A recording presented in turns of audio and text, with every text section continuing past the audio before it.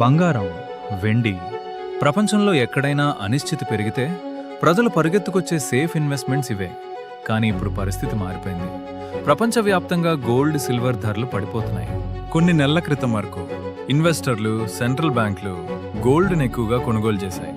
ఈ టీఎఫ్ల్లో కూడా భారీగా ఇన్వెస్ట్ చేశారు. కానీ ఇప్పుడు గోల్డ్ ధరలు చాలా ఎక్కువగా ఉండటంతో జ్యువెలరీ కొనుగోలు తగ్గిపోయింది. అంటే ఫిజికల్ డిమాండ్ తగ్గింది. డిమాండ్ తగ్గితే ధరలు కూడా ఒత్తిడికి లోనవుతాయి. సిల్వర్ విషయంలో ఇండస్ట్రియల్ డిమాండ్ తగ్గడం కూడా ధరలపై ప్రభావం చూపిస్తోంది. గోల్డ్, సిల్వర్పై వడ్డీ రాదు, కాబట్టి వడ్డీ రేట్లు పెరిగితే ఇన్వెస్టర్లు బాస్తోంది. చైనా ప్రపంచంలో పెద్ద గోల్డ్ కొనుగోలుదారుల్లో ఒకటి. కానీ అక్కడ ఆర్థిక వృద్ధి మందగించడం వల్ల డిమాండ్ తగ్గింది. అంటే గ్లోబల్ ధరలకు సపోర్ట్ తగ్గింది. ఇప్పుడు మన దేశం విషయానికి వస్తే భారత్ గోల్డ్ను ఎక్కువగా దిగుమతి చేసుకుంటుంది. రూపాయి బలహీనమైతే లోకల్ ధరలు పెరుగుతాయి లేదా తగ్గుదల ప్రభావం మారుతుంది. ప్రభుత్వం ఇంపోర్ట్ డ్యూటీల్లో మార్పులు చేయవచ్చు. పెళ్లిళ్ళు, పండగల సీజన్ తగ్గినప్పుడు డిమాండ్ తగ్గుతుంది.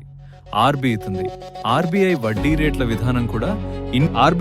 రేట్ల విధానం కూడా ఇన్వెస్ట్మెంట్ డిమాండ్ పై ప్రభావం చూపుతుంది.